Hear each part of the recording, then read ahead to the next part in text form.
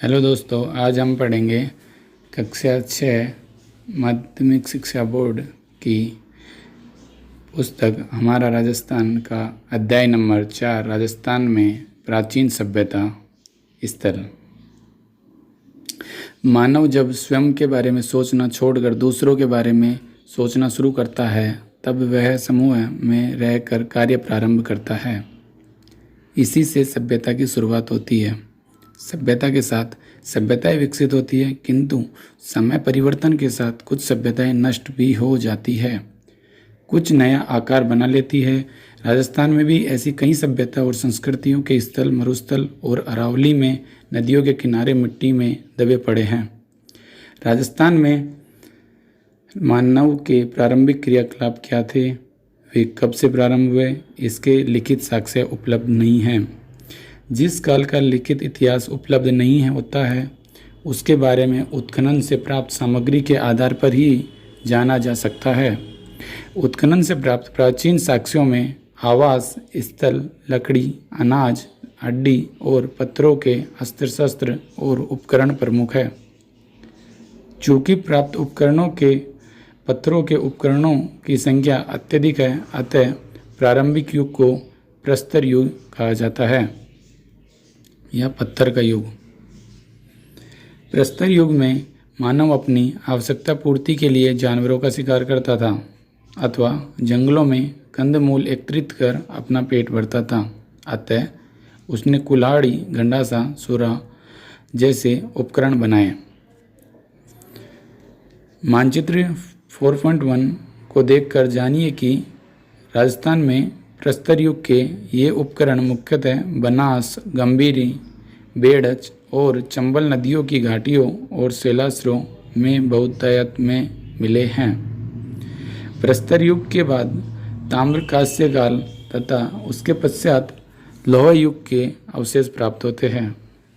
हम पूर्व में पढ़ चुके हैं कि मानव शिकार से पशुपालन और कृषि कार्य की ओर अग्रसर हुआ।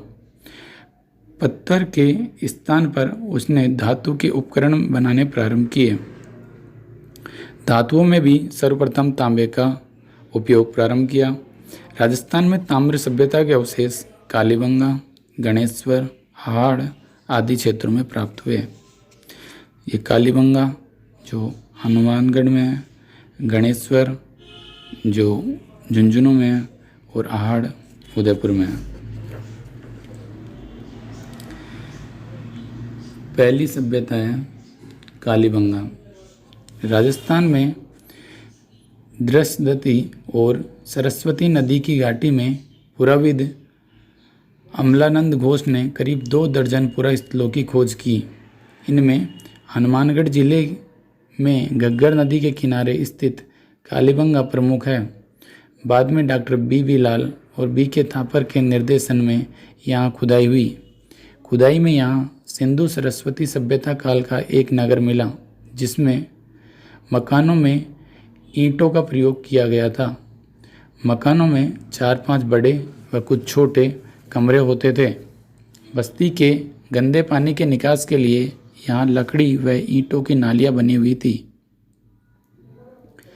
यहाँ चबूतरे भी मिले हैं जिन पर अग्निकुंड वेदिकाएं बने हुए हैं। संभवतः यहाँ धार्मिक कार्यों हेतु प्रयुक्त होते थे। यहाँ पे 2 टीले मिले थे, एक छोटा टीला, एक बड़ा टीला। जो दूसरा टीला है उस पर उत्खनन में एक दुर्ग के अवशेष मिले हैं। कालीबंगा की नगर योजना सिंधु सरस्वती सभ्यता की नगर योजना के स्वरूप दिखाई देती है। इस क्षेत्र में नगर की प्राचीन के बाहर जोती हुई कृषि भूमि के साक्ष्य भी मिलते हैं। खुदाई में हमें गाय के मुख वाले प्याले, तांबे के बेल, कांस्य के दर्पण, हाथी दांत का कंगा, मिट्टी के बर्तन, कांच की मणियाँ, खिलौने आदि प्राप्त हुए हैं। कालांतर में नदियों का पानी सूखने और मरुस्थल के बढ़ने से यह समृद्ध बस्ती उजड़ गई। दूसरा, हाड़ सभ्यता या आगाठपुर। उदयपुर के पूर्व में हाड़ बेड़स नदी के किनारे 2 टीले दिखाई देते हैं। इनको स्थानीय लोग धूलकोट कहते हैं। यह बस्ती पहले ताम्रवती या तांबावती के नाम से जानी जाती थी। ऐसा प्रतीत होता है कि तांबे के औजारों के निर्माण का केंद्र होने से यह नाम पड़ा। 10वीं या 11वीं शताब्दी में इसे आगाटपुर के नाम से जाना जाता था। यहाँ के प्राप्त मकानों की दीवारें पत्थरों एवं मिट्टी से बनी हुई है, जिनकी छत बांस और केलू से बनी होती थी। बड़े कमरों के बीच में बांस की पर्दी पर मिट्टी छंडाकर उसे छोटे छोटे कमरों में विभाजित किया जाता था।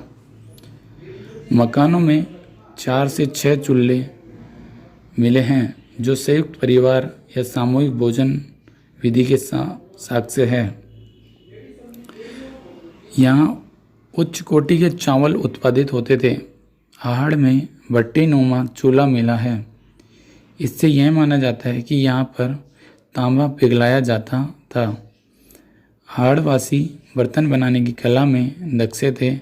यहाँ मिले लाल भूरे मृद भांड हाथ की सफाई तथा अलंकरण की दृष्टि से उत्कृष्ट थे।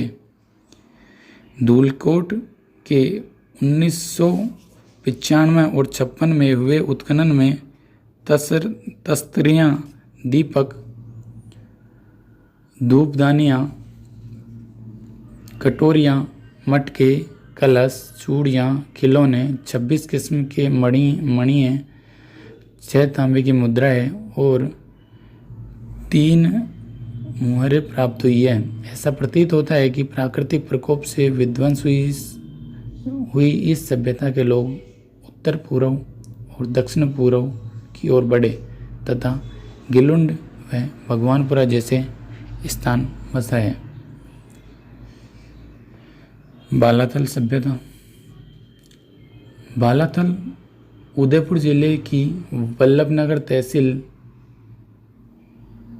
में स्थित है। यह ताम्रपाषाण कालीन हाड़ संस्कृति से संबंधित है। यहाँ 11 कमरों के बड़े भवन एवं दुर्ग जैसे चिन्ह भी प्राप्त हुए हैं। बालाथल में तांबे के चाकू, कुल्हाड़ी और छेनी, बाण जैसे उपकरण तथा कर्णफूल, गले के हार की लटकन आदि आभूषण मिले हैं। यहाँ के निवासियों में मिश्रित अर्थव्यवस्था प्रचलित थी। कृषि, पशुपालन तथा शिकार तीनों जीविका के साधन थे। बालाथल में लोहकाल के अवशेष भी प्राप्त हुए हैं। यहाँ लोह गलाने की भट्टियों के चिन्ह मिले हैं। बेराट जयपुर के अतिरिक्त बालाथल ही ऐसा स्थान है जहाँ बुना हुआ वस्त्र प्राप्त हुआ है। गणेश्वर सभ्यता। सीकर जिले के नीमका थाना तहसील में गणेश्वर से एक विशिष्ट संस्कृति के अवशेष मिले हैं। इसे ताम्र संचय संस्कृति कहा जाता है। यह संस्कृति पूर्वी राजस्थान व गंगा घाटी के क्षेत्र में पल्लवित हुई। गणेश्वर में ताम्र उपकरण बहुतायत में मिलते हैं। इसका कारण खेतड़ी ताम्र भंडार की निकटता रही होगी।